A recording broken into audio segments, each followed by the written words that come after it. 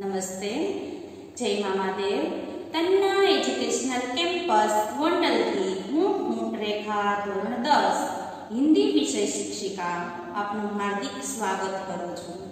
વિદ્યાર્થી મિત્રો, આજે આપણે પદ્ય 7 જન્મભૂમિ, જેમના કવિ છે સુમિત્રાનંદન પંત, અહીંયા વાત કરેલી છે. જન્મભૂમિ યાની આપણી માતૃભૂમિ છે એની વાત કરેલી છે. કવિ આપણી માતૃભૂમિ છે એના ગુણગાન ગાઈ રહ્યા છે કે જે સ્વર્ગથી પણ ચડિયાતી છે, શ્રેષ્ઠ છે. વાત કરેલી છે પર્વતરાજ હિમાલયની વાત કરેલી છે કે હિમાલય છે એ કેવો છે, તો કે મનુષ્યની અંદર મસ્તક છે એ મેન છે, શ્રેષ્ઠ છે. એમાં પણ એના કપાળની વાત કરેલી છે કે એનું કપાળ છે એમ આપણા દેશ છે, આપણા દેશનું જે છે એ કપાળ છે એ હિમાલય કહેવામાં આવેલું છે. હિમાલયની વાત કરેલી છે કે હિમાલય છે એ ખૂબ જ શ્રેષ્ઠ છે. ત્યાર પછી વાત કરેલી છે કે અહીંયા આપણે છે આપણા દેશની અંદર મર્યાદા પુરુષોત્તમ રામ, લક્ષ્મણ અને સીતા થઈ ગયા છે કે જે વનની અંદર ફરેલા હતા અને એમના ચરણોની રજથી આ ધરતી છે, આપણા દેશની ધરતી છે એ પવિત્ર થયેલી છે. ત્યાર પછી વાત કરેલી છે કૃષ્ણ ભગવાનની કે કૃષ્ણ ભગવાન છે એને મોરલીના સૂર છે એવા તો છેડા હતા કે હજી પણ છે લોકો તેને યાદ કરે છે, હજી પણ લોકોના હૃદયમાં એ સમાયેલા છે. કૃષ્ણ ભગવાને ભગવદ્ ગીતા જેવા ગ્રંથની રચના કરેલી હતી અને એમને લોકોને બોધ આપેલો હતો, ઉપદેશ આપેલો હતો. આમ ભગવાનની વાત કરેલી છે.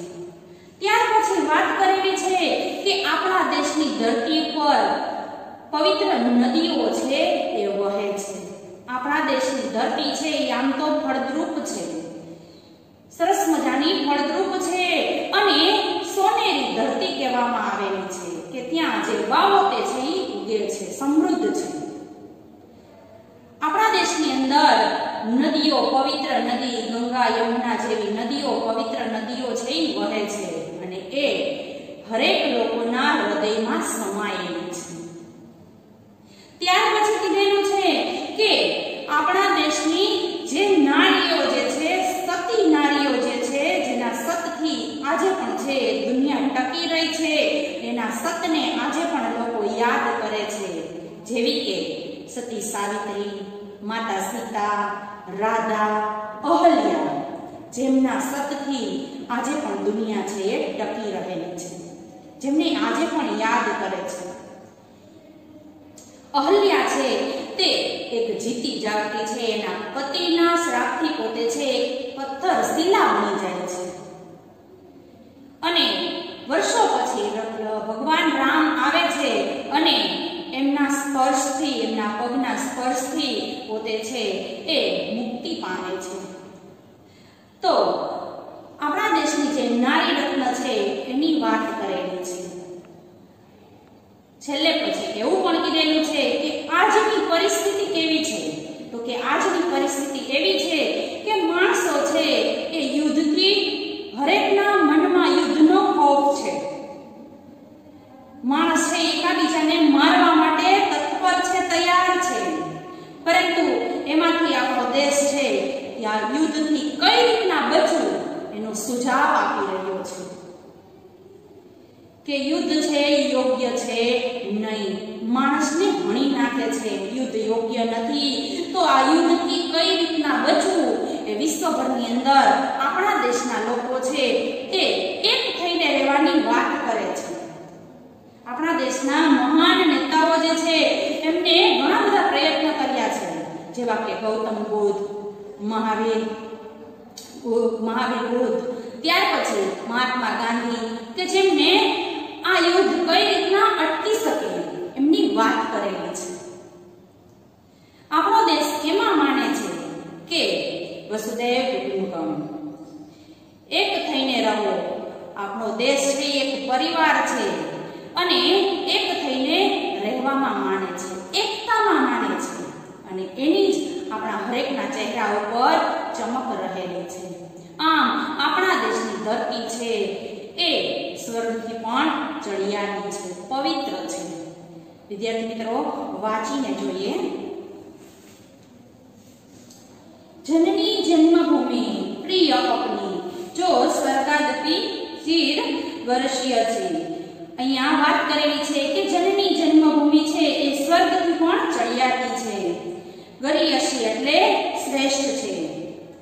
जिसका गौरव भाल हिमाचल, જેનું છે એ કપાળ ભાલ છે કોણ છે તો કે હિમાલય છે, પર્વતોનો રાજા હિમાલય છે. સ્વર્ણધરા હસ્તી ચિર શ્યામલ, વાત કરેલી છે કે આપણી ધરતી છે એ કેવી છે તો કે ફળદ્રુપ છે, કાળી છે ક્યાંક ક્યાંક, પછી તો કે ખૂબ જ ફળદ્રુપ છે. સોનેરી ધરતી કહેવામાં આવેલી છે કે જ્યાં કે જે વાવો છો તે ખૂબ જ સારું એવું છે એ ધન ધાન્ય છે એ પાકે છે.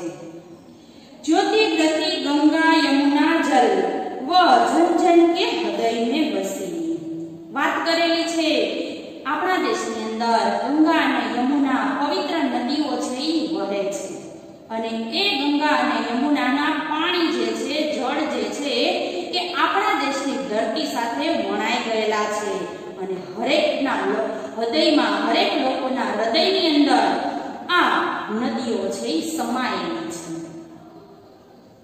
जिसे राम लक्ष्मण और सीता बना गए पद धूली पुनीता, ત્યાર પછી છે એ કવિ વાત કરે છે કે આપણા દેશની અંદર મર્યાદા પુરુષોત્તમ રામ થઈ ગયા છે, લક્ષ્મણ અને સીતા જે વનની અંદર પોતે ફરેલા હતા, એમના પગની ધૂળ રજતી આ દેશની ધરતી છે પવિત્ર થયેલી છે. પુનિતા યાની પવિત્ર થયેલી છે. जहाँ कृष्ण ने गाई गीता बजा अमर प्राणों में बंसी, अमर यानी अनंत અને બંસી યાની મુરલી. અહીંયા વાત કરે છે રામ, લક્ષ્મણ અને સીતાની વાત થઈ ગયા પછી કૃષ્ણની વાત કરેલી છે કે કૃષ્ણ છે એમને ભગવદ ગીતા નામનો છે ગ્રંથની રચના કરેલી છે અને પોતે છે એ ઉપદેશ આપેલો છે લોકોને. ત્યાર પછી કીધેલું છે કે કૃષ્ણ ભગવાને એવી રીતે મોરલી વગાડી છે કે હજી પણ લોકોના હૃદયમાં સમાયેલી છે. સાવિત્રી રાધાસી નારી ઉતરી આભા દેહી પ્યારી, અહીંયા વાત કરેલી છે કે આપણા દેશના જે નારી રત્ન જે છે, પવિત્ર નારીઓ છે એમાંની સાવિત્રી, રાધાસી નારી, ઉતરી આભા દેહી પ્યારી, શિલા બની તાપસ સુકુમારી, જડતા બની ચેતના સરસી. વાત કરેલી છે કે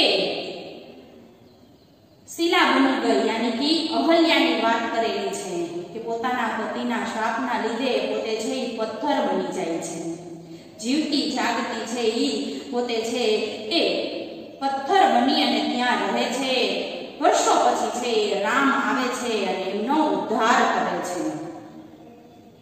शांति निकेतन जहां तपोवन ध्यान बसती हो ऋषि मुनि गण, વાત કરેલી છે કે કવિ કહે છે કે આપણા દેશની અંદર કેવું વન છે તો કે શાંતિ નિકેતન નામનું તપોવન આવેલું છે. બીજા એક કોઈ દેશની અંદર નથી.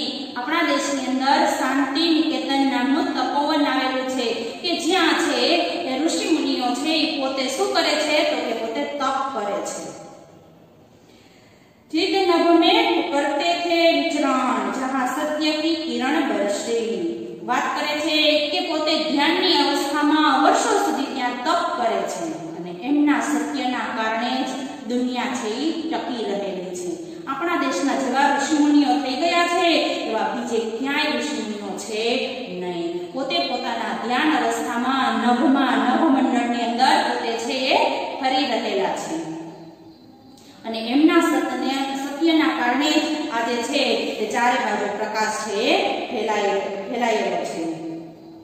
અંતે વાત કરેલી છે આજ યુદ્ધ જર્જર જગ જીવન પુનઃ કરેગા મંત્રોચ્ચારણ. હરેક લોકોના મનની અંદર આજની પરિસ્થિતિ કેવી છે તો કે કયો દેશ છે કયા દેશ ઉપર ચડાઈ કરે કોઈ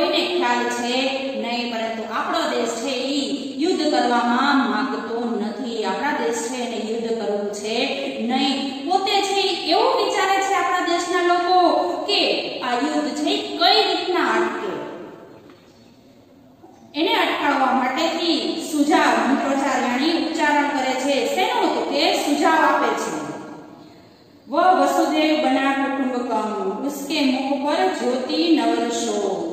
આપણો દેશ શેમાં માને છે તો કે વસુધૈવ કુટુંબકમ.